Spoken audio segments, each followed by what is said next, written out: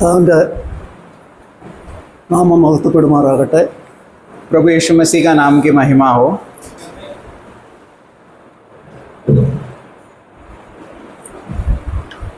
നമ്മൾ കർത്താവിൻ്റെ ആ ശുശ്രൂഷയുടെ ആ പഴയ നിയമത്തിലുള്ള ദൈവത്തിൻ്റെ ഉടമ്പടിയും പുതിയ നിയമത്തിലുള്ള ദൈവത്തിൻ്റെ ഉടമ്പടിയിലൂടെ ദൈവം എങ്ങനെയാണ് മനുഷ്യരുമായി ഇടപെട്ടതെന്നുള്ളതാണ് നമ്മൾ കേട്ടുകൊണ്ടിരിക്കുന്നത്. हम पुराने नियम के जो वाचा बांधा गया है और नए नियम के वाचा के द्वारा जिस प्रकार परमेश्वर मनुष्यों से कार्य कर रहा है, ये हम एक एक वचनों के द्वारा भाइयों से हम सुनकर आ रहे हैं. നമ്മൾ ഡിസ്പെൻസേഷനെ കുറിച്ച് പറഞ്ഞപ്പോൾ ബ്രദർ പറഞ്ഞു അതൊരു ഭവനത്തെക്കുറിച്ചാണ് ദൈവം ആ നിലയിലാണ് ദൈവം അത് കണ്ടതെന്നാണ് നമ്മൾ കേട്ടത്. जिस तरह भाई ने कहा कि जो व्यवस्था का प्रबंध के विषय में जब भाई प्रचार कर रहे थे, तभी वो भवन के विषय में जब ये कहते वक्त जिस प्रकार भवन से वो जुड़ा हुआ है उसके विषय में हमने सुना. ദൈവഹൃദയത്തിലെ ആഗ്രഹവും ഒരു ഭവനം എന്നുള്ള നിലയിലായിരുന്നു. ആ ഏദൻ മുതൽ വെളിപ്പാട് വരെയുള്ള എല്ലാ കാര്യങ്ങളും നമ്മൾ പരിശോധിക്കുമ്പോൾ ദൈവത്തിന്റെ ഹൃദയത്തിലെ ആഗ്രഹം ഒരു ഭവനം മാത്രമായിരുന്നു എന്നുള്ളതാണ്. और परमेश्वर का हृदय का आग्रह और उत्पत्ति से हम अगर देखे जाए तो हमें पता चलता है कि परमेश्वर का बहुत बड़ा हृदय का आग्रह यह है कि एक भवन होए, और वो भवन का एक वातावरण परमेश्वर के नजर में ये था. ഒരു ഭവനം എന്ന് പറയുമ്പോൾ അതൊരു കുടുംബം എന്നുള്ള നിലയിലാണ് ആ ഭവനത്തെ ദൈവം ക്രമീകരിച്ചതെന്ന് നമ്മൾ കാണുന്നു. और जब ये भवन के विषय में हम देखते वक्त परमेश्वर का ये हृदय था कि एक कुटुंब होए, एक कुटुंब का वातावरण वो भवन में आए. കാരണം ആ കുടുംബത്തിൽ അതുകൊണ്ടാണ് ആദം അവൻ ഏകനായിരിക്കുന്നത് നല്ല എന്ന് കണ്ടിട്ട് തക്ക തുണയെ അവിടെ ഒരു കുടുംബത്തെയാണ് ദൈവം ഫോം ചെയ്തത്. इसके लिए आदम के विषय में हम पढ़ते वक्त आदम अकेला है, ये परमेश्वर का हृदय को न भाते हुए परमेश्वर ने उसको एक अच्छा एक सहभागिता, एक अच्छा एक हेल्पर उसको देता है. എന്നാൽ അവിടെ ദൈവത്തിൻ്റെ ആ വ്യവസ്ഥ അല്ലെ ആ ഉടമ്പടി നിരാകരിക്കപ്പെടത്തക്കവണ്ണം സാത്താൻ അവിടെ ഇടപെട്ടതിനാൽ ആ കുടുംബം തമ്മിൽ കുറ്റപ്പെടുത്തുന്ന അല്ലെങ്കിൽ താറുമാറായ ഒരു നിലയിലേക്ക് അതായി തീർന്നപ്പോൾ അവിടെയാണ് പിന്നീട് ദൈവം പ്രവർത്തിക്കാൻ തുടങ്ങിയത്. और परमेश्वर का वाचा जब ये परमेश्वर ने बांधने के बाद जब ये कुटुंब का व्यवस्था के बीच पर शैतान जब ये आकर वो परमेश्वर का वाचा के जो किए हुए वो वाचा को या प्रबंध को वो नाश करने के लिए जब उन्होंने तैयार हुआ, उसके बाद से परमेश्वर एक नया तरीके से अपना वाचा मनुष्य के साथ बांध रहा है. ഒരു കുടുംബം ആ സ്ത്രീയും പുരുഷനും മാത്രമല്ല, അതിനോടൊപ്പം ദൈവം ആ ദൈവവും കൂടി ഉൾപ്പെട്ടതാണ് ഒരു കുടുംബം എന്നാണ് ദൈവം ആഗ്രഹിച്ചത്. എന്നാൽ മനുഷ്യൻ പലപ്പോഴും ഇത് തിരിച്ചറിയാൻ അവർക്ക് കഴിഞ്ഞില്ല. केवल स्त्री और पुरुष ही नहीं है एक कुटुंब, लेकिन परमेश्वर वे लोग के बीच पर आकर एक बहुत बड़ा एक कुटुंब का व्यवस्था जो परमेश्वर एक बहुत बड़ा जो मनुष्य गिरने के बाद जो तैयार किया है या जो वाचा बांधा है उसके व्यवस्था के बीच पे परमेश्वर आता है. നമ്മൾ മോശയെ ദൈവം വിളിച്ചപ്പോൾ मूसा को जब भी परमेश्वर ने बुलाया, അവിടെ ദൈവം അവനോട് കൽപ്പന കൊടുക്കുന്നത് और സമാഗമന കൂടാരം. और परमेश्वर जब भी मूसा से बात करता है तभी हम देखते हैं कि मेल मिलाप का तंबू. അപ്പൊ സമാഗമന കൂടാരം എന്ന് പറഞ്ഞാൽ എന്താണ് അതിന്റെ അർത്ഥം? मेल मिलाप का तंबू का मतलब क्या है? ഏദനിൽ ദൈവവും ആദം എന്ന കുടുംബവും തമ്മിൽ ബന്ധപ്പെട്ടിരുന്നപ്പോൾ അവിടെ അവരെ ഭിന്നിപ്പിച്ച അത് ദൈവവുമായി ഒരു കൂടിക്കാഴ്ച നടത്താൻ കഴിയാതിരുന്നപ്പോൾ മോശയിലൂടെ ദൈവം അത് പുനഃസ്ഥാപിക്കുകയാണ്. അതെ, സമാഗമനം എന്ന് വെച്ചാൽ ദൈവവും മനുഷ്യനും തമ്മിൽ ഒന്നിച്ചു ചേരുക, ഒന്നിച്ചു കൂടുക. और जब भी निर्माण किया गया, आदम को तैयार किया गया और आदम और हवा के बीच पे जब भी एक बहुत बड़ा एक तगड़ा, बहुत बड़ा एक टुकड़ापन आया, जब भी शैतान बीच में आने के वजह से, उसके बाद प्रभु जब भी बात करता है, परमेश्वर एक मेल मिलाप के तंबू के द्वारा परमेश्वर अपना व्यवस्था मूसा के द्वारा स्थापना करते हुए हम पढ़ते हैं. അവിടെ പൗലോസ് ഈ കാര്യം തെസ്സലോനിക്ക ലേഖനത്തിൽ 2-ാം അധ്യായം പറയുമ്പോഴും ഈ സമാഗമനത്തെ കുറിച്ച് അവിടെ പറയുന്നത്. ഇസ്രായേലിനോടുള്ള ബന്ധത്തിലാണ് ഈ കാര്യം അവിടെ പറയുന്നത്. और इस्राएल के संबंध में जब भी प्रेरित पौल जब भी बात करते वक्त हम दूसरा तेस्सलोनी के विषय में ये मेल मिलाप के तंबू के विषय में ही हम देखते हैं. ഇവിടെ 2:1 പറയുന്നത്, ഇനി സഹോദരന്മാരെ, നമ്മുടെ കർത്താവായ യേശു ക്രിസ്തുവിന്റെ പ്രത്യക്ഷതയും അവന്റെ അടുക്കലുള്ള നമ്മുടെ സമാഗമനവും സംബന്ധിച്ച്. दूसरा तेस्सलोनी का उसका दूसरा अध्याय पहला वचन में हम देखते हैं, ऐसे भाइयों हमारा प्रभु यीशु मसीह के आगमन और हमारा उसके साथ मिलन. ദൈവം ഇസ്രായേലിൽ സമാഗമന കൂടാരത്തിൽ പ്രത്യക്ഷപ്പെട്ട ഈ ദൈവം ഇനി ഒലിവുമലയിൽ യഥാർത്ഥമായി പ്രത്യക്ഷപ്പെടുന്ന ഒരവസ്ഥയാണ് പൗലോസ് ഇവിടെ അവർ വിവരിക്കുന്നത്. और मेल मिलाप का तंबू में जिस प्रकार परमेश्वर आगमन, जिस प्रकार परमेश्वर उनसे मिलने आता था, उसी प्रकार ओलिव के पर्वत में परमेश्वर यीशु मसीह का आगमन से वे लोग का मिलन, ये है परमेश्वर का बहुत बड़ा उद्देश्य. എന്നാൽ മോശയ്ക്ക് കൊടുത്ത ആ സമാഗമന കൂടാരം എന്ന ആ 3 ഭാഗം, വിശുദ്ധ സ്ഥലം, അതിവിശുദ്ധ സ്ഥലം, വിശുദ്ധ സ്ഥലം, പ്രാകാരം എന്ന ആ 3 ഭാഗങ്ങൾ ഇവിടെ നമ്മൾ ഓർക്കേണ്ടത്, ദൈവം മഹാപുരോഹിതനുമായി മാത്രമേ അവിടെ സന്ധിക്കുന്നുള്ളൂ. और हम देखते हैं कि जब मेल मिलाप का तंबू को 3 भागों में हम देखते हैं, अति पवित्र स्थान, पवित्र स्थान और उसके बाद हाँ भारी आंगन, ये 3 चीजों में हम देखते हैं कि मेल मिलाप का तंबू को भागा गया है. और जब भी ये अति पवित्र स्थान में जिस प्रकार परमेश्वर वे लोग को मिलन करने आता था, അവിടെ വിശുദ്ധ സ്ഥലത്തും യഹോവയുടെ പ്രത്യക്ഷതയില്ല, പ്രാകാരത്തിലും യഹോവയുടെ പ്രത്യക്ഷതയില്ല. എന്നാൽ ഈ പ്രാകാരത്തിലും വിശുദ്ധ സ്ഥലത്തും അതിവിശുദ്ധ സ്ഥലത്തും ക്രിസ്തുവിനെ വെളിപ്പെടുത്തുന്ന, ക്രിസ്തുവിനെ കാണിക്കുന്ന പല കാര്യങ്ങളുണ്ട്. और हम देखते हैं भारी आंगन और पवित्र स्थान में परमेश्वर का आगमन या परमेश्वर का मिलन नहीं होता है, सिर्फ वो अति पवित्र स्थान में होता है. लेकिन आंगन और पवित्र स्थान में जो जो चीजें हम देखते हैं वो प्रभु यीशु मसीह का दर्शाने वाले चीजें हैं. ഒരു വിധത്തിൽ പറഞ്ഞാൽ, एक तरह से देखा जाए तो ഇത് നമുക്ക് ഇങ്ങനെ വേണേ ചിന്തിക്കാം, ഇതൊരു 3 കാലഘട്ടമായി ചിന്തിക്കാം. ये हम 3 काल के 3 युगों के तरह हम ये सोच ആ सकते हैं. പ്രാകാരം എന്നുള്ളത്, കാരണം അവിടെ യാഗങ്ങൾ, പ്രവൃത്തി, ഇതൊരു ന്യായപ്രമാണ കാലഘട്ടത്തെ കുറിച്ച് നമുക്ക് ചിന്തിക്കാം. और हम देख सकते हैं कि भारी आंगन जो है वो एक व्यवस्था का युग को बताता है, जिधर वो एक हम देखते हैं बलि के स्वरूप में जो बलि चढ़ाया जाता है और जो जिस प्रकार वध किया जाता है, ये सब एक व्यवस्था का साथ हम जोड़ सकते हैं. വിശുദ്ധ സ്ഥലത്ത് അവിടെ കാഴ്ചയപ്പമുണ്ട്, നിലവിളക്കുണ്ട്, ഇങ്ങനെയുള്ള കാര്യങ്ങൾ, ധൂപപീഠത്തിന്റെ സാന്നിധ്യമുണ്ട്. അപ്പൊ ഇതെല്ലാം, ഇത് 3ഉം ക്രിസ്തുവിനെ വെളിപ്പെടുത്തുന്നതാണ്. और हम देखते हैं कि पवित्र स्थान में जिधर दीपट है और जिधर ब्रेड है, ये सब प्रभु यीशु मसीह के जिंदगी को या उसके जीवन को दर्शाता है. എന്നാൽ അതിവിശുദ്ധ സ്ഥലത്ത് लेकिन अति पवित्र स्थान में പെട്ടകവും അതിനുമേൽ കൃപാസനവും, और हम देखते हैं एक तंबू और उसके ऊपर एक अनुग्रह का सिंहासन है. അവിടെ നമ്മൾ കാണുമ്പോൾ ആ Page number 20. Page number 20. Page number 20 में हम देखते हैं,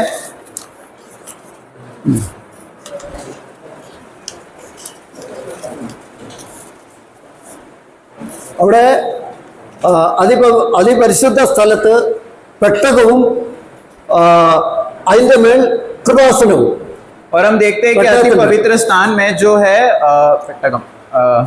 संदूक है और उसके ऊपर जो अनुग्रह का सिंहासन हम देखते हैं, कृपासन. ഈ പെട്ടകം എന്തിനെ കാണിക്കുന്നതാണ്? और ये संदूक किसको बताता है? കാരണം നേരത്തെ നമ്മൾ ആരംഭത്തിൽ കേട്ടതുപോലെ മരുഭൂമിയിൽ വളർന്നു വരുന്ന കതിരമരം കൊണ്ട് ഒരു പെട്ടകം ഉണ്ടാക്കി അതിൽ പൊതിഞ്ഞ് അത് ക്രിസ്തുവിന്റെ മനുഷ്യത്വത്തെയും അവന്റെ ദൈവത്വത്തെയും കാണിക്കുന്ന ഒരു ചിത്രമാണത്. और हम संदूक को देखते वक्त हम देखते हैं कि मरुभूमि के एक प्रकार का एक झाड़ है, जिस प्रकार से उसको बांधा गया है, तैयार किया गया है, वो प्रभु यीशु मसीह के കർത്താവിന്റെ മനുഷ്യത്വത്തെ, हाँ उसका प्रभु यीशु मसीह के उसका मनुष्यत्व को और परमेश्वरत्व को बताता है. അപ്പം അവിടെ ന്യായവിധിയിലേക്ക് പോയ ചില കാര്യങ്ങൾ ആ പെട്ടകത്തിനകത്തുണ്ട്. और जो वो संदूक के अंदर जो जो बातें न्याय विधि के द्वारा गुजरे हुए बातें भी उधर है. കാരണം ദൈവത്തിന്റെ കോപം വെളിപ്പെട്ട, ന്യായവിധി വെളിപ്പെട്ട ഇടം, क्योंकि परमेश्वर का क्रोध जिधर प्रकट हुआ, एक बातों को भी उसके अंदर हम देखते हैं, वो संदूक के अंदर। കാരണം കൽപ്പന, ദൈവത്തിന്റെ കൽപ്പന കൊടുത്തപ്പോൾ അവിടെ ഒരു ന്യായവിധി നടന്നു. और परमेश्वर ने जब ये व्यवस्था दिया था, तभी हम देखते हैं कि उधर एक बहुत बड़ा न्याय आया। ആ മന്നയുടെ കാര്യം വന്നപ്പോൾ ഇത് ഏതുമില്ല എന്ന് കണ്ട് അഗ്നിസർപ്പത്തെ അയച്ച് അവർ ദൈവത്തിന്റെ ന്യായവിധി വന്നു. और हम देखते हैं जब भी परमेश्वर ने मन्ना दिया था, ये मन्ना तो तुच्छ समझकर वे लोगों ने जब भी ठुकराया, तभी हम देखते हैं उधर वापस एक न्याय विधि के द्वारा एक सर्प को उधर खड़ा रहकर बहुत सारे लोग उधर मारे जाने के विषय में हम देखते हैं। അഹരോന്റെ തളർത്ത വടി അത് അവിടെ ഒരു ന്യായവിധിയായിരുന്നു. और ഇതെല്ലാം अहरोन का जो छड़ी है वो भी एक न्याय विधि को दिखाता है। ഇതെല്ലാം അവിടെ കവർ ചെയ്യപ്പെടുന്ന ഒരു അവസ്ഥയാണ് കൃപാസനം. और ये सारे बातों को पूरी तरीके से ढकने का एक विषय को हम देखते हैं। കൃപാസനം എന്ന് പറഞ്ഞാൽ മൂടുക എന്നാണ് അർത്ഥത്തിലാണ്. कृपासन का मतलब क्या है? ढकना। ദൈവത്തിന്റെ ന്യായവിധിയെ മറയ്ക്കപ്പെടുന്ന അല്ലെങ്കിൽ മൂടപ്പെടുന്ന ഒരവസ്ഥയായിരുന്നു പഴയ നിയമത്തിലെ എല്ലാ വ്യവസ്ഥയും. और पुराने नियम में जो भी व्यवस्थाएं हैं, वो सारे व्यवस्थाएं एक तरफ से ढका दिया गया था। जो न्याय विधि आने वाला है वो ढका दिया गया था, उसको हम कृपासन करके बोलते हैं। അപ്പൊ ദൈവത്തിന്റെ ആ കൃപാസനം അവിടെ പാപം നമ്മള് 32 സങ്കീർത്തനത്തിൽ ദാവീദിന്റെ സങ്കീർത്തനം നമ്മൾ കാണുമ്പോൾ നമ്മൾ കാണുന്നത് ലംഘന ക്ഷമിച്ചും പാപം മറച്ചും കിട്ടിയ മനുഷ്യൻ ഭാഗ്യവാൻ. और हम देखते हैं कि 32 भजन संगीता में अधर्म जो क्षमा किया गया है और पाप जिसका ढका है वो मनुष्य भाग्यवान। അപ്പൊ അവിടെ പാപം മറച്ച മനുഷ്യൻ എന്നാ പറയുന്നത്. और पाप जिसमें ढका गया है वो व्यक्ति के विषय में उधर कहते वक्त പാപം മറച്ചു, पाप को ढका दिया गया है। ഇതാണ് കൃപാസനം കാണിക്കുന്നത്. ये हम देखते हैं सिंहासन, कृपा के सिंहासन को देखते हैं। കാരണം നമ്മൾ ഇതിന്റെ ആ രൂപരേഖയിൽ നമ്മൾ നോക്കുമ്പോൾ അതിന്റെ ഔട്ട്ലൈൻ നമ്മൾ നോക്കുമ്പോൾ അവിടെ പഴയ നിയമ യാഗങ്ങളോടുള്ള ബന്ധത്തിൽ പരിമിതമായ അനുഗ്രഹങ്ങൾ മാത്രമാണ് അതിനകത്തുള്ളതെന്ന് കാണുന്നു. പാപങ്ങൾ നീക്കപ്പെടുന്നില്ല, അത് മറയ്ക്കപ്പെടുക മാത്രമേ ഉള്ളൂ എന്ന് കാണുന്നു. പാപത്തിന് പരിഹാരം സമ്പൂർണമായി വരുന്നില്ല എന്ന് കാണുന്നു. ഈ മറയ്ക്കപ്പെടുന്നതുകൊണ്ട് നമ്മുടെ പാപത്തെ പൂർണ്ണമായും നീക്കം ചെയ്യാത്തതുകൊണ്ട് സിദ്ധന്മാരാക്കാൻ നമ്മളെ കഴിയുന്നില്ല. അവിടെ മനസാക്ഷി ശുദ്ധീകരിക്കപ്പെടാൻ കഴിയുന്നില്ല. എല്ലാ വർഷവും പാപങ്ങളുടെ ഓർമ്മ പുതുക്കപ്പെടുന്നു. ഈ നിയമം ശാപത്തിന് കീഴാകുന്നു. ഒരു മനുഷ്യനെയും ഇത് നീതീകരിക്കുന്നില്ല. और हम देखते हैं कि पुराने नियम के कुछ जो सीमित विषय में कुछ बातें जो सीमित है, जिसके विषय में हम देखते हैं कि पाप दूर नहीं किया जा सकता, पाप केवल ढापे जा सकता है या ढका जा सकता है, पूरी तरीके से मिटाया नहीं जा सकता, जिसके वजह से हमें सिद्धता प्राप्त नहीं कर सकते और जिसके वजह से विवेक हमारा सिद्ध नहीं हो सकता और हर साल पापों का याद दिलाया जाता है और हम श्राप के अधीन है, जिसके वजह से हमें धर्मी नहीं ठहराए जाते हैं। മോശയുടെ കാലത്ത് നിർമ്മിച്ച ആ സമാഗമന കൂടാരം മുഴുവൻ ആത്മീയമായിരുന്നില്ല, വസ്തുമയമായിരുന്നു. എല്ലാ വസ്തുക്കളെ കൊണ്ട് നിർമ്മിക്കുകയായിരുന്നു. और हम देखते हैं कि पुराने नियम में जो भी तंबू को हम देखते हैं वो सारे बातें आत्मिक नहीं था, लेकिन कुछ संसार के कुछ चीजों से बनाया हुआ एक शारीरिक बातें हैं। എന്നാൽ ഇതിനകത്തുള്ള എല്ലാറ്റിനെയും വരാനിരിക്കുന്ന ക്രിസ്തുവിന് ഒരു നിഴലായിരുന്നു. लेकिन इसके अंदर का जो भी बातें हैं एक परछाई था जो आने वाला प्रभु यीशु मसीह जो सच्चाई है। മോശയ്ക്ക് കിട്ടിയ ആ വെളിച്ചം, ആ വെളിപ്പാട് മുഴുവൻ ആരെ കുറിച്ചായിരുന്നു? ക്രിസ്തുവിനെ കുറിച്ചായിരുന്നു. मूसा को मिला हुआ सारा प्रकटीकरण वो किसके बारे में था? वो प्रभु यीशु मसीह के बारे में था। എന്നാൽ മോശയ്ക്ക് കിട്ടിയ ഈ വെളിച്ചം, ഈ അനുഗ്രഹം ഇസ്രായേൽ ജനത്തിലേക്ക് പകരപ്പെടാൻ മോശയ്ക്ക് കഴിഞ്ഞില്ല. लेकिन मूसा को जो सारे बातें मिला है वो इस्राएल लोगों के भीतर वो बहाए जाए, इस प्रकार का व्यवस्था, इस प्रकार का अनुग्रह नहीं मिला। നമ്മുടെ എബ്രായ ലേഖനം 9-ാം അധ്യായത്തിൽ इब्रानियों का पुस्तक उसके विषय में हम पढ़ते वक्त 9वां अध्याय അതിന്റെ 1 മുതൽ 5 വരെ വായിക്കുമ്പോൾ इब्रानियों पुस्तक उसका 9वां अध्याय वचन 1 से 5 तक हम पढ़ेंगे। അവിടെ ലൗകികമായ വസ്തുമയമായ ഒരു കൂടാരത്തെ കുറിച്ചാണ് അവിടെ പറയുന്നത്. और उधर एक सांसारिक एक वर्ल्डली सैंक्चुरी वो पढ़े 9 का 1। पहली वाचा में भी सेवा के नियम थे और ऐसा पवित्र स्थान था जो इस जगत का था। हाँ। क्योंकि एक तंबू बनाया गया बस, बस मिट्टी का ആ അവിടെ വസ്തുമയമായ ചില കാര്യങ്ങൾ ആ പഴയ നിയമത്തിൽ ആ ആലയത്തിനുള്ളിൽ അല്ലെ സമാഗമന കൂടാരത്തിൽ ഉണ്ടായിരുന്നു. और ये मेल मिलाप के तंबू के अंदर हम देखते हैं कि ये संसार से बनाया हुआ, चीजों से बनाया हुआ, हम मिट्टी से बनाया हुआ एक तंबू को हम देखते हैं. ഇത് നമ്മള് എബ്രായലേഖനം 3-ാം അധ്യായത്തിൽ പറയുമ്പോൾ ഇതൊരു ഭവനമായിരുന്നു എന്നാ പറയുന്നത്. और इब्रानी का पुस्तक 3रा अध्याय में हम देखते हैं ये एक भवन था. അവിടെ 2-ാം അധ്യായ വാക്യത്തിൽ 3:2 പറയുന്നത് മോശ ദൈവ ഭവനത്തിലൊക്കെയും വിശ്വസ്തനായിരുന്നു. 3:2 में हम पढ़ते हैं मूसा जिस प्रकार परमेश्वर के इस भवन में विश्वास योग्य था. അപ്പം അവൻ വിശ്വസ്തനായിരുന്നെങ്കിലും അവനൊരു ദാസനായിരുന്നു. वो विश्वास योगी भले था लेकिन वो एक दास था, അധികാരിയല്ല. वो अधिकारी नहीं है. ദൈവം എന്ത് പറയുന്നു അത് അതുപോലെ ചെയ്യാനുള്ള ദൈവത്തിന്റെ കാര്യങ്ങളെ നിവർത്തിക്കുന്ന ഒരു ദാസൻ. लेकिन वो क्योंकि वो अधिकारी नहीं है, दास है, जिसके वजह से परमेश्वर जो भी बातें कहता है वो बातों को पूरा करने वाला, ये वो बातों को पूरी तरीके से कायम करने वाला या लागू करने वाला एक व्यक्ति था. എന്നാൽ യേശുവോ അവൻ വിശ്വസ്ത ദൈവത്തിന് വിശ്വസ്തൻ എന്ന് മാത്രമല്ല അവൻ ഈ ഭവനത്തിന്റെ അധികാരിയും കൂടിയായിരുന്നു എന്ന് പറയുന്നത്. और सिर्फ वो परमेश्वर का विश्वास योग्य व्यक्ति केवल नहीं था लेकिन वो परमेश्वर का दास भी था. പഴയ यीशु सिर्फ विश्वास योगी में नहीं लेकिन बेटा और मालिक है. हाँ, यीशु के बारे में നമ്മള് 1 കൊരിന്ത്യർ 10-ാം അധ്യായത്തിൽ നമ്മൾ വായിക്കുമ്പോൾ ഇസ്രായേൽ ജനം ചെങ്കടലിലൂടെ കടന്നു, മേഘത്തിൻ കീഴിൽ അവർ സ്നാനം എടുത്ത് അവർ ആരോട് ചേർന്നു എന്നാ പറയുന്നത്? അവർ മോശയോട് ചേർന്ന് നിന്നു.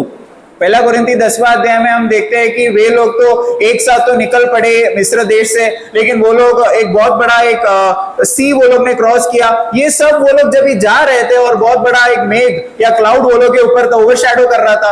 ये सब कहते वक्त वो लोग कह रहे थे उधर 1 कोरिन्थी 10वां अध्याय में हम देखते हैं ये सब में वो लोग मूसा के साथ एक हो गए. എന്നാൽ ഗലാത്യ ലേഖനത്തിൽ പൗലോസ് പറയുന്നത് യേശുക്രിസ്തുവിനോട് ചേരുവാൻ സ്നാനമേറ്റവരായി നിങ്ങളെല്ലാവരും ആരെ മോശയോട് ചേർന്നെന്നാണ് പറയുന്നത്.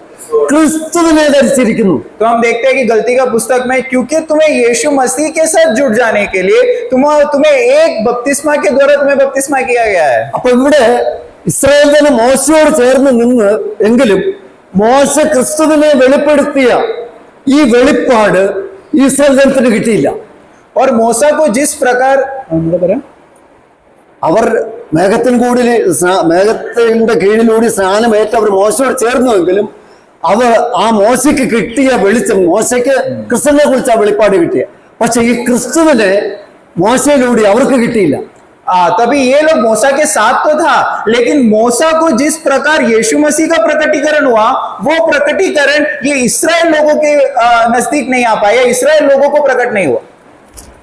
തന്നെയുമല്ല മോശയിലൂടെ കിട്ടിയ ഈ വ്യവസ്ഥ പ്രകാരമുള്ള ഒരു മഹാപുരോഹിതൻ, और मूसा के द्वारा जो व्यवस्था से जो आया हुआ एक महायाजक को हम देखें, ആ മഹാപുരോഹിതൻ वो महायाजक അതിന്റെ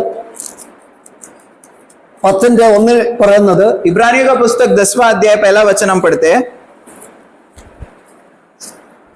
क्योंकि व्यवस्था जिसमें आने वाली अच्छी वस्तुओं का प्रतिबिंब है पर उनका असली स्वरूप नहीं. हाँ. इसलिए उन एक ही प्रकार के बलिदानों के द्वारा जो प्रतिवर्ष अचूक चढ़ाए जाते हैं पास आने वालों को कदापि सिद्ध नहीं कर सकती. അവിടെ ന്യായപ്രമാണം വരുവാനുള്ള നന്മകളുടെ നമ്മൾ രാവിലെ കേട്ടു, നന്മകളുടെ നിഴൽ വരുവാനുള്ളതിന്റെ നിഴലായിരുന്നു. ആ യാഥാർത്ഥ്യം എവിടാ? മോശയിലൂടെയല്ല, ക്രിസ്തുവിൽ. और हम देखते हैं व्यवस्था जो है वो आने वाले भलाई बातों का सिर्फ एक प्रतिबिंब करने वाला एक चीज है, परछाई है, लेकिन वो मसीह नहीं है. मसीह नहीं है. മോശ മോശ അല്ല, ക്രിസ്തുവിലൂടെ. राइट बोला राइट क्या बोल रहे हैं? അതായത് ആ നന്മ എന്താ? वो भलाई बात क्या है? ഈ മഹാപുരോഹിതനിലൂടെ നമുക്ക് കിട്ടുന്ന നന്മ എന്താ? ये महायाजक के द्वारा हमें जो भलाई मिल रहा है वो क्या है? പഴയ നിയമത്തിൽ पुराने नियम में ഒരു നന്മ എന്ന് പറയുന്നത് മഹാപുരോഹിതനിലൂടെ അവർക്ക് ജനത്തിന് ഒരു നന്മ കിട്ടുന്നില്ല. പിന്നെ കേവലം ഒരു ആട്ടുംകുട്ടിയിലൂടെ ഒരു നന്മ കിട്ടുന്ന എത്ര ഒരു വർഷത്തേക്ക് ആ പാപത്തിന് ഒന്ന് മറയ്ക്കപ്പെടുന്നു. और पुराने नियम में हम देखते हैं ये महायाजक की वजह से ये लोगों को कुछ भलाई बात नहीं मिलता, लेकिन कुछ भी भलाई बात अगर मिल रहा है तो वो बलिदान के द्वारा मिलता था. കാരണം ഈ പഴയ നിയമത്തിലെ മഹാപുരോഹിതൻ ബലഹീനനാണ്. क्योंकि पुराने नियम के महायाजक कमजोर व्यक्ति है. അവിടെ നമ്മള് എബ്രായ ലേഖനം 7:28 നമ്മൾ വായിക്കുമ്പോൾ इब्रानी का पुस्तक 7वां अध्याय 28 वचन हम पढ़ते हैं. ന്യായപ്രമാണം ബലഹീന മനുഷ്യരെ മഹാപുരോഹിതന്മാരാക്കുന്നു. 7 का 28 पढ़े. ന്യായപ്രമാണത്തിന് പിമ്പുള്ള ആണയുടെ വചനമോ എന്നേക്കും തികഞ്ഞവനായി തീർന്ന പുത്രനെ മഹാപുരോഹിതനാക്കുന്നു. Amen. 7 का 28 पढ़ेंगे. व्यवस्था तो निर्बल मनुष्य को महायाजक नियुक्त करती है, परंतु उस शपथ का वचन जो व्यवस्था के बाद खाई गई उस पुत्र को नियुक्त करता है जो युगायुग के लिए सिद्ध किया गया आमेन. है। आमेन. ഇനി ഈ ആട്ടുംകുട്ടിയിലൂടെ ഒടുക്കുന്ന രക്തത്തിന്റെ മൂല്യത എത്ര നാളത്തേക്കുണ്ട്? ഒരു വർഷത്തേക്ക് ആ നന്മ അവർ അനുഭവിക്കും. और मेमना से बहाया हुआ जो लहू जो है उसका सीमित कितना तक है? सिर्फ 1 साल. എന്നാൽ देखिए ന്യായപ്രമാണത്തിന് പിമ്പുള്ള ആണയുടെ വചനമോ എന്നേക്കും തികഞ്ഞവനായി തീർന്ന തികഞ്ഞവനായെന്ന് പറഞ്ഞാൽ അവൻ തികവ് പ്രാപിച്ചത് മാത്രമല്ല, അവൻ ഈ ഭൂമിയിലേക്ക് വരുന്നതിന് മുമ്പും അവൻ തികവ് പ്രാപിച്ചവനാണ്, അവൻ തികവുള്ളവനാണ്. എന്നാൽ ആ ദൈവത്തിന്റെ യേശുക്രിസ്തു മനുഷ്യത്വത്തിൽ ഈ ഭൂമിയിൽ തികവുള്ളവനായി ജീവിച്ച ആ ജീവിതത്തോട് നമ്മളെ തികഞ്ഞവരാക്കുവാൻ അവന്റെ ശുശ്രൂഷ ഇന്ന് സഭയിലൂടെ വെളിപ്പെടുന്നു. तो आज मंडली के द्वारा उसका सेविका इस प्रकार प्रकट हो रहा है. जो सिद्ध प्रभु यीशु मसीह है वो आने से पहले, संसार में आने से पहले भी सिद्ध था, लेकिन उनका सेविका के द्वारा जो सिद्धता प्राप्त हुआ है वो सिद्धता आज मंडली के द्वारा प्रकट हो रहा है. അതായത് നമ്മള് എബ്രായ ലേഖനം 4 इब्रानी का पुस्तक 4वां अध्याय 14-15 വാക്യം വായിക്കുമ്പോൾ 14 और 15 हम पढ़ेंगे. ആകയാൽ ദൈവപുത്രനായ യേശു ആകാശത്തിൽ കടന്നുപോയ മഹാപുരുഷനായി നമുക്കുള്ളതുകൊണ്ട് നാം നമ്മുടെ സ്വകാര്യം ബോധ്യപ്പെടുത്തിക്കൊള്ളാം. നമ്മുടെ മഹാപുരുഷൻ നമ്മുടെ ബലഹീനതകൾ സഹതാപം കാണിക്കുവാൻ പര്യാപ്തമല്ല. മതി. बीच में അതായത് वर्स को ना इंग्लिश में भी अच्छा Hebrews chapter 3 verse 14 and 15. 4 verse 14 and 15. അവിടെ ദൈവപുത്രനായ, അപ്പം ന്യായപ്രമാണത്തിന്റെ പിമ്പുള്ള ആണയോ ഈ പുത്രനെ തികഞ്ഞവനാക്കുന്നു അല്ലേ? ये व्यवस्था के पीछे जो शपथ है वो एक पुत्र को वो एक पुत्र को लाता है. തികഞ്ഞവനായ പുത്രനെ മഹാപുരോഹിതനാക്കും. ഈ മഹാപുരോഹിതൻ ഇതിലെ കൂടെ കടന്നുപോയെന്ന് പറഞ്ഞേ, ആകാശത്തിൽ കൂടി കടന്നുപോയ അവന്റെ പേര് ശ്രേഷ്ഠ മഹാപുരോഹിതൻ. और ये विश्वास के पीछे जो शपथ जो है वो शपथ के द्वारा एक पुत्र जो प्रभु यीशु मसीह जो है जो महायाजक बना है, वो महायाजक जो आकाशों से वो बादलों से गुजरा हुआ एक श्रेष्ठ महायाजक है. हम देखते हैं എന്താ ഈ യേശുക്രിസ്തു ആണയുടെ പിമ്പുള്ള പുത്രനെ മഹാപുരോഹിതനാക്കുന്ന പറഞ്ഞിട്ട് ഇവിടെ ശ്രേഷ്ഠ പുരോഹിതൻ മഹാപുരോഹിതനാക്കുന്ന പറയാൻ കാരണമുണ്ട്. और हम देखते हैं कि ये व्यवस्था के पीछे जो शपथ के द्वारा जो पुत्र जो यीशु मसीह जो है याजक महायाजक है ऐसा बोलकर हम ऊपर देखते हैं कि आकाशों से बादलों से गुजरा हुआ श्रेष्ठ महायाजक के विषय में हम देख रहे हैं. കാരണം അവൻ പോയത് ഒറ്റയ്ക്കല്ല, അവൻ നമ്മളെ കൊണ്ടാണ് ആകാശത്തിലൂടെ കടന്നുപോയത്. क्योंकि वो जब भी गुजर पड़ा तभी वो अकेला नहीं गया, लेकिन हमारे साथ वो लेकर गया हमें. എന്നാൽ ഇങ്ങനെ ഒരു മഹാപുരോഹിതനെ പഴയ നിയമത്തിൽ എവിടെയും കാണാൻ കഴിഞ്ഞില്ല. इस प्रकार का पुराने नियम में कोई भी ऐसा महायाजक नहीं आया है जो इस प्रकार का सेविकाई किया है. കാരണം അവിടെ ഒരു ബലഹീനനായ താനും മനുഷ്യനാകിയാൽ തനിക്ക് വേണ്ടി ഒരു യാഗം കഴിക്കാൻ ആവശ്യമുള്ള ബലഹീന മനുഷ്യനായ ഒരു മഹാപുരോഹിതൻ. क्योंकि हम देखते हैं क्योंकि महायाजक स्वयं मनुष्य है और कमजोर है, जिसके वजह से अगर उसको भी परमेश्वर के निकट आना है तो वो खुद स्वयं एक बलि चढ़ाना पड़ता था पहले. എന്നാൽ ഈ യേശുക്രിസ്തു എന്ന മഹാപുരോഹിതൻ നമ്മുടെ അവന് ബലഹീനത ഇല്ലാത്തവനും തികവ് പ്രാപിച്ചനും ആയിരിക്കെ നമ്മുടെ ബലഹീനതയിൽ കൂടെ വഹിക്കാൻ അവൻ പ്രാപ്തനാണ്. और ये महायाजक जो है, क्योंकि श्रेष्ठ महायाजक है और वो हमारा कमजोरी को भी वो उठा सकता है, इतना काबिल है. നമ്മള് 16-ാം വാക്യത്തിൽ അതുകൊണ്ട് കരുണ ലഭിക്കാനും തത്സമയത്ത് സഹായത്തിലുള്ള കൃപ പ്രാപിപ്പാനുമായി ധൈര്യത്തോടെ ആ കൃപാസനത്തിലേക്ക് വരത്തക്കവണ്ണം, വന്നാൽ നമ്മളെ ബലപ്പെടുത്താൻ തക്കവണ്ണം ഒരു ശ്രേഷ്ഠ മഹാപുരോഹിതൻ ദൈവസന്നിധിയിൽ നമുക്ക് വേണ്ടിയുണ്ട്. എന്നാൽ പഴയ നിയമത്തിൽ ഒരു മനുഷ്യനെ പോലും സിദ്ധതയിലേക്ക് വരുത്താൻ കഴിയുന്ന ഒരു महापुरोहित ഒരിക്കലും ജനിച്ചിട്ടില്ല. और हम देखते हैं इब्रानियों का पुस्तक 4 अध्याय उसका 16 वचन में हम देखते हैं, इसलिए तुम वो अनुग्रह के सिंहासन के निकट आओ ताकि तुम्हें सही समय में तुम्हें वो अनुग्रह प्राप्त करे. तो इस प्रकार का महायाजक पुराने नियम में नहीं था, जिस प्रकार हमारा पूरी तरीके से कमजोरी या उठा सकता था, लेकिन ये महायाजक का सविशेषता है, विशेषता कहते हुए कहता है कभी भी हम उसके पास आ सकते हैं. നമ്മള് 8-ന്റെ 3 നമ്മൾ വായിക്കുമ്പോൾ 8:3 हम पढ़ते हैं, Hebrews chapter 8 verse 3. ഏത് മഹാപുരോഹിതനും വഴിപാട് യാഗം അർപ്പിക്കാൻ നിയമിക്കപ്പെടുന്നു. ഇത് പഴയ നിയമത്തിലെ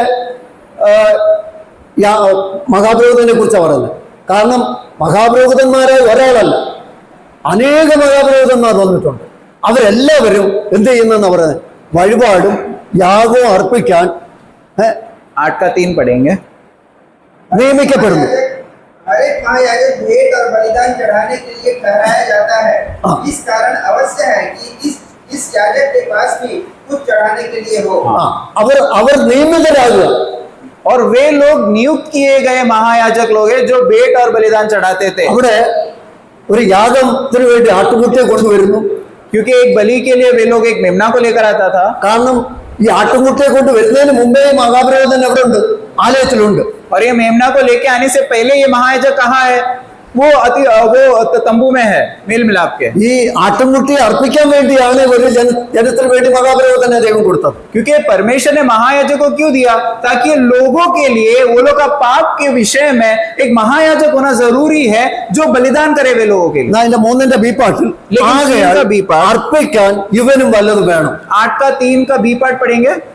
इसलिए इस कारण अवश्य है कि इस याजक के पास भी कुछ चढ़ाने के लिए हो. हाँ, मैं അപ്പം പഴയ നിയമ മഹാപുരോഹിതന്മാർ ആട്ടുംകുട്ടി അല്ലെ കാളക്കുട്ടിയെ മൃഗങ്ങളെ യാഗം അർപ്പിക്കുന്നു.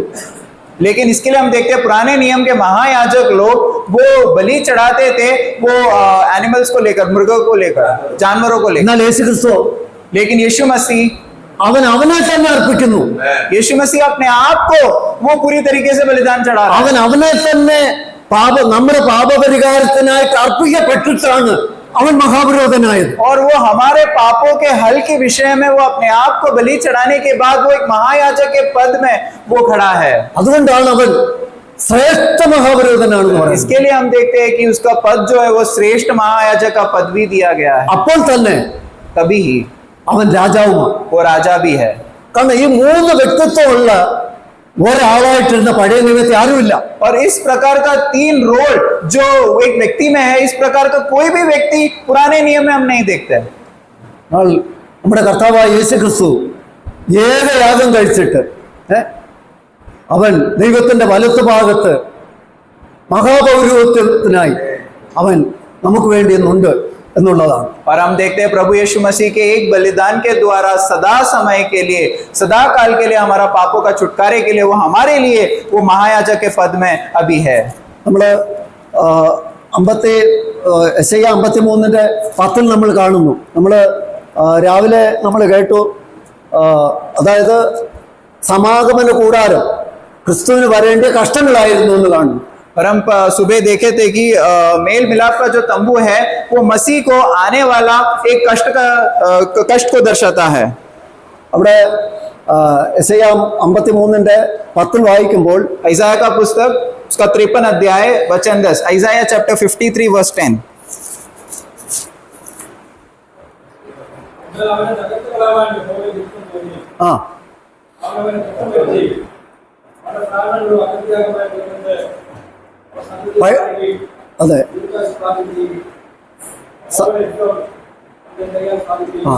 എന്നാൽ ആ യഹോവയുടെ ഇഷ്ടം അവന്റെ കയ്യാൽ ന്യായപ്രമാണ പ്രകാരം ഏതെങ്കിലും മോശയുടെ കാലത്തോ യോശുവയുടെ കാലത്തോ ആ കൂടാരത്തിൽ അവന്റെ ഇഷ്ടം നിറവേറിയോ? और ये यहोवा का जो इष्ट है, जो उसका इच्छा है, वो कोई भी दिनों में, या मूसा के दिनों में या उसके पहले वाले जो अब्राहम के दिनों में कभी भी वो पूरा नहीं होता था। അവിടെ പഴയ നിയമ യാഗങ്ങളിലോ ആ സമാഗമന കൂടാരത്തില് ഒരു ശുശ്രൂഷയും അതെ ദൈവത്തിന്റെ ഇഷ്ടം പൂർണ്ണമായി എത്തിക്കാനായിട്ട് കഴിഞ്ഞില്ല. और पुराने नियम का सेविका और पुराने नियम के बलिदान में इतना काबिलता नहीं था कि परमेश्वर का इच्छा को वो पूरा कर सके। എന്നാൽ ആ ഇഷ്ടം നിവർത്തിച്ചത് ഇബ്രാഹിം 10:8 നമ്മൾ വായിക്കുമ്പോൾ, लेकिन वो इच्छा को पूरा किया हुआ हम इब्रानियों का पुस्तक 10वां अध्याय ന്യായപ്രമാണ പ്രകാരം കഴിച്ചു വരുന്ന യാഗങ്ങളും വഴിപാടുകളും സർവാംഗ ഹോമങ്ങളും പാപയാഗങ്ങളും ഇതൊന്നും നീച്ചിട്ടില്ല. ഇതൊന്നും നിന്റെ ഹൃദയത്തിൽ അല്ലായിരുന്നു. ഈ യാഗങ്ങളെ എല്ലാം താൽക്കാലികമായി നിഴലായി അർപ്പിച്ചപ്പോഴും പിതാവായ ദൈവത്തിന്റെ ഹൃദയത്തിൽ എന്തായിരുന്നു? തന്റെ മകൻ ഇങ്ങനെ കഷ്ടം അനുഭവിച്ച് മരിക്കുമെന്നുള്ളതായിരുന്നു. इब्रानियों का पुस्तक 10:8 पढ़ेंगे जल्दी। ऊपर तो वह कहता है, न तूने बलिदान और भेंट और होम बलियों और पाप बलियों को चाहा और न उनसे प्रसन्न हुआ, यद्यपि ये बलिदान तो व्यवस्था के अनुसार चढ़ाए जाते हैं। हाँ, बस अभी हम देखेंगे ये व्यवस्था के अनुसार चढ़ाया हुए जो भी बलिदान है, जो भी दान है और जो भी होम बलिया है, ये सारे बातें जब भी पुराने नियम में भी चढ़ाते वक्त परमेश्वर का हृदय का आग्रह पूरा कभी हो रहा है, जब भी उसका पुत्र प्रभु यीशु मसीह का बलिदान हो रहा है तभी। അപ്പോൾ നമ്മൾ 10-ാം അധ്യായത്തിന്റെ ആ ഒന്നാം വാക്യത്തിൽ നമ്മൾ വായിക്കുമ്പോൾ ആ യാഗങ്ങൾ സൽഗുണപൂർത്തി വരാൻ ഒരു നാൾ കഴിയത്തില്ലെന്നാ പറയുന്നത്. और हम देखते हैं इब्रानी का पुस्तक उसका 10वां अध्याय पहला वचन में हम देखते हैं कि वो पूरी तरीके से एक सिद्धता प्राप्त नहीं कर सकता था पुराने नियम के 12-13 വാക്യം വായിക്കുമ്പോൾ, लेकिन 12, 13 और 14 हम वाक्य पढ़ते वक्त പാപങ്ങൾക്ക് വേണ്ടി ഏകയാഗം കഴിച്ചിട്ട് എന്നേക്കും ദൈവത്തിന്റെ വലത്തുഭാഗത്തിരുന്നുകൊണ്ട് തന്റെ ശത്രുക്കൾ തന്റെ പാദപീഠമാകുവോളം കാത്തിരിക്കുന്നു. അങ്ങനെ ഏകയാഗത്താൽ അവൻ വിശുദ്ധീകരിക്കപ്പെടുന്നവർക്ക് സദാകാലത്തേക്കും സൽഗുണപൂർത്തി വരുത്തിയിരിക്കുന്നു. 10 का 12, 13, 14 पढ़ेंगे इब्रानियों। परंतु यह व्यक्ति तो पापों के बदले एक ही बलिदान सर्वदा के लिए चढ़ाकर परमेश्वर के दाहिने जा बैठा और उसी समय से उसकी बाट जो रहा है कि उसके बैरी उसके पांव के नीचे की पीढ़ी बनी, क्योंकि उसने एक ही चढ़ावे के द्वारा उन्हें जो पवित्र किए जाते हैं सर्वदा के लिए सिद्ध कर दिया। आमीन। ഈ സൽഗുണപൂർത്തി വരുത്താൻ കഴിയില്ല, സൽഗുണപൂർത്തി വരുത്തി എന്ന് പറയുമ്പോൾ അവിടെ രണ്ട് കാര്യങ്ങളാ. ഒന്ന്, നമ്മൾ 10-11 വാക്യം വായിക്കുമ്പോൾ सर्वदा सिद्ध किया गया है करके हम एक जगह पे पढ़े और सर्वदा सिद्ध नहीं कर पाए करके हम पढ़े, तभी ये पढ़ते वक्त भी हमें ये अंतर ये समझना है। वचन 11 में हम पढ़ते वक्त ഏത് മഹാപുരോഹിതനും कोई भी ദിവസേന ശുശ്രൂഷിച്ചും പാപങ്ങളെ പരിഹരിപ്പാൻ ഒരു നാളും കഴിയാത്ത അതേ യാഗങ്ങളെ കൂടെ കൂടെ അർപ്പിച്ചുകൊണ്ട് നിൽക്കുന്നു. കാരണം അവൻ ഇരിക്കുന്നില്ല, പിന്നെ യാഗമുണ്ട്, പിന്നെ നൽകുണപൂർത്തി വരുത്താനുണ്ട്. കാരണം അതിന്റെ അന്ത്യമായില്ല. ഹൃദയത്തെ തൃപ്തിപ്പെടുത്തിയിട്ടില്ല, സ്വസ്ഥത വരുത്തിയിട്ടില്ല. ये महायाजक का विशेषता, यह बहुत बड़ा खासियत यह है कि ये महायाजक कभी बैठता नहीं है, क्योंकि ये इसको एक विश्राम नहीं है, क्योंकि एक बलि चढ़ाने के बाद दूसरा बलि उधर चढ़ाने के लिए वो तैयार होना है, क्योंकि हर बलि के बाद हर बलि आते आते ये महायाजक एक विश्राम ना करने वाला एक स्थिति में आ जाता है। लेकिन हमारा प्रभु यीशु मसीह हम देखते हैं एक ही चढ़ावे के द्वारा हमेशा हमेशा के लिए हमें सिद्धता किया है और महायाजक का पदवी में बैठा है, एक विश्राम में है। എന്നാൽ അതിന്റെ 13 വാക്യത്തിൽ वचन 13 हम पढ़ते हैं। और उसी समय से इसकी बाट जो रहा है कि उसके बैरी उसके पांव के नीचे की पीढ़ी बनी। आमीन। അവിടെ യേശുവ പാപങ്ങൾക്ക് വേണ്ടി ഏകയാഗം കഴിച്ചിട്ട് എന്നേക്കും ദൈവത്തിന്റെ വലത്തുഭാഗത്ത് ഇരുന്നു. അതിന്റെ അർത്ഥം എന്താ? ഇനി ഒരു യാഗത്തിന്റെ ആവശ്യമില്ല, പഴയ നിയമ യാഗങ്ങളെ ഇനി ഇവരോട്ട് കൊണ്ടുവരേണ്ട ആവശ്യമില്ല. verse 12 സൽഗുണപൂർത്തി വരുത്തി ദൈവഹൃദയത്തെ തൃപ്തിപ്പെടുത്തി. ഇവിടെയാണ് യേശുക്രിസ്തുവിന്റെ കഷ്ടാനുഭവത്തിലൂടെ ദൈവഹൃദയത്തിൽ ഉണ്ടായിരുന്ന ആ യാഗത്തിന്റെ പൂർത്തീകരണം. കർത്താവ് ക്രൂശിൽ കിടന്ന് എന്താ പറഞ്ഞത്? പിതാവേ, ഇങ്ങനെ സകലത നിവർത്തിച്ചിരിക്കുന്നു. और सर्वदा के लिए पूरी तरीके से सिद्ध किया गया है करके हम पढ़ते वक्त हमें समझना है कि प्रभु यीशु मसीह जब एक क्रूस पे था तभी वो यूं कहा कि अभी इस प्रकार सारा बातें पूरा हो गया है करके पिता को कहते वक्त अभी कोई भी बलिदान का जरूरत नहीं है, कोई भी महायाजक का जरूरत नहीं है। एक महायाजक का पद में हमेशा हमेशा के लिए एक बलिदान के चढ़ावे के द्वारा सिद्ध करने के बाद वो बैठा है, जिसके वजह से हम देखते हैं कि अभी बलिदान का जरूरत नहीं है और एक महायाजक का जरूरत नहीं है। നമ്മുടെ 10-ാം അധ്യായത്തിന്റെ ഒന്നിൽ നമ്മൾ വായിച്ചു വരുവാനുള്ള നന്മകളുടെ നിഴൽ. അപ്പൊ വരുവാനുള്ള നന്മ എന്തായിരുന്നു? ഇങ്ങനെ ശ്രേഷ്ഠനായ ഒരു മഹാപുരോഹിതനെ നമുക്ക് വേണ്ടി തന്നത് നമ്മുടെ നന്മയാണ്. और 10 का 1 में നമ്മുടെ അനുഗ്രഹമാണ്. ഈ അനുഗ്രഹം മാറുന്നില്ല. കാരണം പഴയ നിയമ യാഗങ്ങളിലൂടെയുള്ള എല്ലാ അനുഗ്രഹവും അതെ താൽക്കാലികമാണ്, നീങ്ങിപ്പോകുന്നതാണ്. और इब्रानी का पुस्तक 10 का 1 में हमने पढ़ा कि आने वाले भलाइयों के एक प्रतिबिंब के तौर पर जिस प्रकार एक एक बलिदान चढ़ाया जाता था, वो सारा बलिदान जो है वो प्रभु यीशु मसीह के ऊपर दर्शाता है। ഇനി ബാക്കി നന്മകൾ പിന്നാലെ അനേക കിടക്കുക. കാരണം നീതീകരണം, നമ്മുടെ വിശുദ്ധീകരണം, ദൈവത്തിങ്കിലേക്കുള്ള നമ്മളുടെ ആ എൻട്രൻസ്, അങ്ങനെ എല്ലാ നന്മയും വരുവാനുള്ള നന്മയായിരുന്നു. और आने वाले ക്രിസ്തുവിലൂടെ നമുക്ക് ലഭിച്ചു കഴിഞ്ഞു. और आने वाले भलाई चीज जब इधर कहते हुए क्या क्या है भाइयों, वो हमें धर्मी ठहराता है, वो हमें धार्मिकता का वस्त्र देता है। इस प्रकार का जो भी भलाई बातें हैं हमें मसीह के द्वारा मिलने वाला है, उसका एक प्रतिबिंबित एक छाया के तौर पर हम पुराने नियम के हर चीजों को हम देखते हैं। 2 കൊരിന്ത്യർ നമ്മള് അതിന്റെ 2:3 2 കൊരിന്ത്യർ 3 दूसरा कोरिन्थी उसका 3रा अध्याय 2 कोरिन्थियंस चैप्टर 3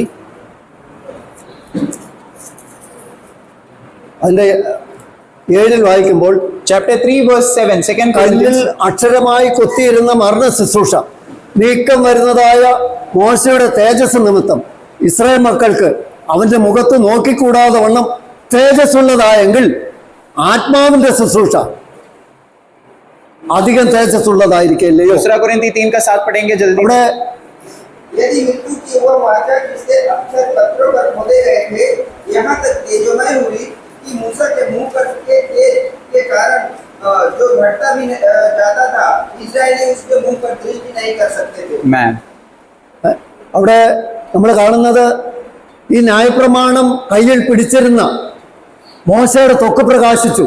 और व्यवस्था जिस जो हाथ पे पकड़ा हुआ मूसा का चमड़ा जो है, मूसा का जो मुंह जो है वो प्रकाशित हो गया। ഇസ്രായേൽ മക്കൾക്ക് മോശയെ കാണാതെ മോശയുടെ മുഖത്ത് നോക്കാൻ കഴിയാതെ വണ്ണം അത് തേജസ്സായിരുന്നു. और इस्राएल घराने के लोग जो इस्राएल बच्चे लोग जो है वो मूसा के मुंह के और भी नहीं देख सकते थे, इतने अधिक वो शोभा हो गया। അപ്പൊ മോശ ഇവര് കാണുന്ന ഇവര് മോശ എന്ത് ചെയ്യും? മൂടുപാടാണ്. लेकिन मूसा को देख नहीं सकते थे, इसके लिए मूसा ने क्या किया? एक बेल हाँ डाला, पर्दा डाला। എന്നാൽ ഈ മോശയുടെ തേജസ് ഇച്ചിരി ഒന്ന് പകരാൻ ഇസ്രായേൽ മക്കളിൽ ആർക്കെങ്കിലും പകരാൻ പറ്റിയോ? लेकिन मूसा का इस जो महिमा जो तेजस जो है वो इसराइल के कोई भी लोगों के ऊपर बहाने हुआ क्या? എന്നാൽ നമ്മുടെ കർത്താവായ യേശു ക്രിസ്തുവിന്റെ മുഖ തേജസ് നമ്മള് ആ തേജസ് ഇന്ന് ലോകമനുഷ്യരല്ല കാണുന്നത്. ആര് കാണുന്നു? മുഖാമുഖം കണ്ടുകൊണ്ട് കാണുന്നു. मैन इसके लिए हमारा प्रभु यीशु मसीह का मुंह का जो तेजस जो है वो आज कौन देख रहा है भाई? आज संसार के लोग नहीं, लेकिन हम कलीसिया मंडली है वो आमने सामने देखने तौर पे वो प्रभु यीशु मसीह का मुंह का जो प्रकाशित हम देख रहे हैं। ഇബ്രാഹിം ലേഖനം 2:9 എങ്കിലും ദൈവകൃപയാൽ എല്ലാവർക്കും വേണ്ടി മരണം ആസ്വദിപ്പാൻ ദൂതന്മാരിലും താഴ്ച വന്നവനായ യേശു മരണം അനുഭവിച്ചത് കൊണ്ട് കഷ്ടാനുഭവത്തിലൂടെ കടന്നുപോയിട്ട് അതെ അവനെ ഇന്ന് മഹത്വവും തേജസ്സും അണിഞ്ഞവനായി നാം കാണുന്നു, സഭ കാണുന്നു. इसके लिए हम इब्रानी का മൂടുപടയിട്ടിട്ടില്ല. കർത്താവിങ്കിലേക്ക് നമ്മൾ തിരിയുമ്പോൾ നമ്മളാണ് മൂടുപടയിടുന്നത്. പലപ്പോഴും കർത്താവിങ്കിലേക്ക് തിരിയുമ്പോൾ നമ്മുടെ മൂടുപട മാറിപ്പോവുക. इसके लिए हम देखते हैं इब्रानी का पुस्तक 2 अध्याय 9वां वचन में हम देखते हैं वो यीशु को देख रहे जो स्वर्गदूतों से भी थोड़ा अपने आप को नम्र करके वो मृत्यु का सफरिंग के द्वारा वो मृत्यु को चका। तो वो मृत्यु को चकने के वजह से उसका हम यीशु मसीह के और मुड़ते वक्त क्या होता है, वो एक जो पर्दा जो था हमेशा हमेशा के लिए जो था वो फट गया है। वो पर्दा फटने की वजह से अभी यीशु मसीह का मुंह को हम आमने सामने देख सकते हैं। നമ്മൾ അതിന്റെ 6ാം വാക്യത്തിൽ वचन 6 में हम देखते हैं അക്ഷരം കൊല്ലുന്നു, ആത്മാവോ ജീവിപ്പിക്കുന്നു, ജീവൻ തരുന്നു.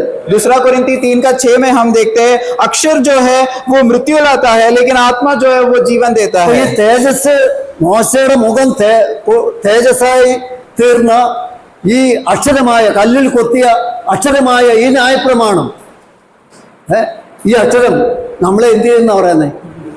നമ്മളെ കൊല്ലുന്നു. और हम देखते हैं ये पत्रों में जो अक्षर के स्वरूप में लिखा हुआ ये व्यवस्था जो है वो हमें जब भी मारता है या हमें मृत्यु के ओर लाता है, लेकिन आत्मा जो है वो जीवन लाता है करके हम इधर देखते हैं. ഈ അക്ഷരം എന്താ? और ये अक्षर क्या है? ന്യായപ്രമാണത്തെ കാണിക്കുന്നു. व्यवस्था को दिखाता है. ആത്മാവോ लेकिन आत्मा സുവിശേഷത്തെ കാണിക്കുന്നു. वो सुसमाचार को दिखाता है. നമ്മള്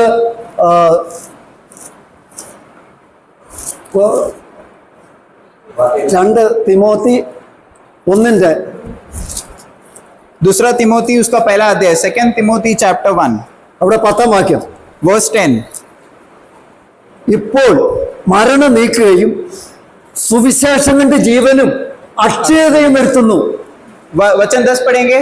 अब हमारे उद्धारकर्ता मसीह यीशु के प्रकट होने के द्वारा प्रकाशित हुआ, जिसने मृत्यु का नाश किया और जीवन और अमरता को उस सुसमाचार के मैन द्वारा मैन प्रकाशमान मैन किया। അപ്പൊ ആത്മാവ് എന്ത് ചെയ്യുന്നു? तो आत्मा क्या करता है? ജീവൻ തരുന്നു. അക്ഷയത, ക്ഷയമുള്ളതിനെ എന്താക്കി തീർക്കുന്നു? ക്ഷയമില്ലാത്തതാക്കി. और हम देखते हैं आत्मा क्या करता है? जीवन देता है. सिर्फ केवल जीवन नहीं, एक अमृतता देता है, जो इमोर्टैलिटी है, जो कभी मर नहीं सकता, इस प्रकार का जीवन. ഈ അക്ഷരം എന്ന ന്യായപ്രമാണം എന്ത് ചെയ്യുക? കുറ്റക്കാരായ മനുഷ്യരെ കണ്ടെത്തുക, ഓരോരുത്തരും അന്വേഷിക്കുക, കണ്ടെത്തിയിട്ട് എന്താ ചെയ്യുന്നത്? और हम देखते शिक्षा हैं दिखा पत्रों में जो लिखा हुआ जो अक्षर है, जो व्यवस्था है, वो हर व्यक्ति में क्या क्या दोष है ये देखता है, लेकिन आत्मा उस प्रकार नहीं. കുറ്റക്കാരായവരെ കണ്ടെത്തിയിട്ട് അവൻ എന്താ രക്ഷിക്കുന്നില്ല. और जो दोष ढूंढने के बाद ശിക്ഷ വിധിക്കുക. मैन और ये व्यवस्था जो है वो दोष ढूंढने के बाद वो कभी उसका हल नहीं लाता. എന്നാൽ ആത്മാവിന്റെ ശുശ്രൂഷ लेकिन आत्मा का सेविका है. കുറ്റക്കാരായ മനുഷ്യരെ കണ്ടെത്തിയിട്ട് നിത്യജീവൻ കൊടുക്കുന്നു. दोष चढ़ाए हुए व्यक्तियों को ढूंढकर अनंत काल का जीवन देता है. ന്യായപ്രമാണത്തിൽ നിന്ന് നമ്മളെ സ്വതന്ത്രമാക്കുന്നു. व्यवस्था के पूरी जंजीर से हमें वो स्वतंत्रता में लाता है. അപ്പം ഈ മരണ ശുശ്രൂഷ ലഭിച്ച ദിവസം തന്നെ എത്ര പേര് മരിച്ചു? और मृत्यु का ये सेविका है, ये प्राप्त होने के समय में कितने लोग मारे गए? 3000 പേര്. 3000 लोग. പുറപ്പാട് പുസ്തകത്തിൽ അതിന്റെ 32:29 निर्गमन का पुस्तक 32 का अध्याय ന്യായപ്രമാണം പിടിച്ചുകൊണ്ട് ഇറങ്ങി വന്ന് മോശ കാണുന്നില്ല വിഗ്രഹാരാധന. ഒരു വിഗ്രഹത്തെ ഉണ്ടാക്കരുതെന്ന് പറഞ്ഞ ആ ആദ്യത്തെ കൽപ്പന ലംഘിച്ചിരിക്കുന്നു. और हम देखते हैं एक्सोडस 32 वर्स 29 में हम देखते हैं कि जब भी मूसा जो है वो व्यवस्था को लेकर वो पर्वत से नीचे आ रहा था, पहला कल्पना जो है, जो व्यवस्था दिया गया था परमेश्वर ने, वो ही उधर उल्लंघना हो गया, वो उधर पूरी तरीके से नकारा गया, क्योंकि एक मूर्ति पूजा का एक सेविका में इस्राएल के लोग आ पहुंचे. അവിടെ 3000 പേര് വീഴുന്നു. 3000 लोग उधर मारे जाते हैं. എന്നാൽ അപ്പോസ്തല പ്രവൃത്തി 2:41-42 വായിക്കുമ്പോൾ പൗലോസിന്റെ ഒറ്റ പ്രസംഗം കൊണ്ട്, പത്രോസിന്റെ ഒറ്റ പ്രസംഗം കൊണ്ട് 3000 പേർ നിത്യജീവൻ പ്രാപിക്കുന്നു. और प्रेरित का अध्याय उसका 2 का 41-42 में हम पढ़ते हैं कि जिधर 3000 लोग जब भी वो व्यवस्था के द्वारा मारे गए, अब यीशु मसीह के वो व्यवस्था के द्वारा जब भी प्रेरित पत्रोस के प्रचार के द्वारा 3000 लोग उधर उद्धार प्राप्त कर रहे हैं. കല്ലിൽ കൊത്തിയ അക്ഷരം, അത് ജഡീയ ശുശ്രൂഷ, നമ്മുടെ പ്രവൃത്തിയാണ്. ആ പ്രവൃത്തി നമ്മളെ കൊന്നുകൊണ്ടേയിരിക്കും. और पत्रों में जो अक्षर लिखा हुआ जो व्यवस्था जो है वो हमें हमेशा हमेशा मार देता है. നാളെ ഇന്ന് പുതിയ നിയമവ്യവസ്ഥ പ്രകാരം ഇന്ന് നമ്മൾ പവനത്തെ കുറിച്ചാണ് കേട്ടുകൊണ്ടിരുന്നത്. ആ ക്രിസ്തു തന്നെ നമ്മൾ എബ്രായലേഖനം 3-ാം അധ്യായത്തിൽ കാണുന്നു. അതായത് എബ്രായലേഖനം 3-ാം അധ്യായത്തിൽ नए नियम का व्यवस्था के विषय में जो इब्रानियों का पुस्तक 3 अध्याय में हम देखते हैं ക്രിസ്തു അവന്റെ ഭവനത്തിന് ഒതുക്കെ അധികാരിയായി പുത്രനായി വന്നിട്ട് ഈ പ്രത്യാശയുടെ ധൈര്യവും പ്രശംസയും നാം അവസാനത്തോളം മുറുകെ പിടിച്ചുകൊണ്ടാൽ നാം തന്നെ അവന്റെ ഭവനമാവുന്നു. അവർ നമുക്ക് വസിക്കാൻ യേശു ക്രിസ്തു നമ്മുടെ ഭവനമായും 3 का 6 ദൈവത്തിന് വസിക്കാൻ നമ്മുടെ ഭവനമായും ആ സമാഗമന കൂടാരത്തിന്റെ ഒരു യാഥാർത്ഥ്യം, ഒരു നിത്യഭവനം ഇതായിരുന്നു ദൈവത്തിന്റെ വാഗ്ദാനം. और परमेश्वर का बहुत बड़ा वाचा क्या है भाई बहनों, कि ये है कि परमेश्वर और हम जो है मंडली के स्वरूप एक भवन में एकत्र होकर मिलन होए, क्योंकि हम वो 3:6 में हम पढ़ते हैं, क्योंकि परमेश्वर स्वयं हमारा भवन बन चुका है. 3:6 में हम इस प्रकार पढ़ते हैं कि मसीह जो है वो अपने भवन में एक पुत्र के द्वारा जो है, और हम ही उसके भवन बन चुके हैं. इस प्रकार का एक संगति, इस प्रकार का एक मेल मिलाप, ये परमेश्वर का हृदय आग्रह और उद्देश्य था. ഇന്ന് യാഥാർത്ഥ്യമായ ദൈവത്തിന്റെ ഹൃദയാഭിലാഷമായിരുന്ന ആ ക്രിസ്തു ഭവനം, ക്രിസ്തുവിനെ തലയാക്കിക്കൊണ്ട് ആ ഒരു വിശുദ്ധ മന്ദിരമായി, വിശുദ്ധ ഭവനമായി ഇന്ന് ദൈവം നമ്മെ തീർത്തു. और परमेश्वर ने हमें इस प्रकार का स्थिति में लाया गया है, जो परमेश्वर स्वयं, जो मसीह स्वयं वो मंडली का एक सिर बनकर, हमें उसका शरीर के भाग बनाकर, वो एक भवन के द्वारा हमें एकत्र और मिलाकर वो एक मंडली के स्वरूप में हमें तैयार किया है. इस प्रकार हमारा प्रभु का नाम महिमा.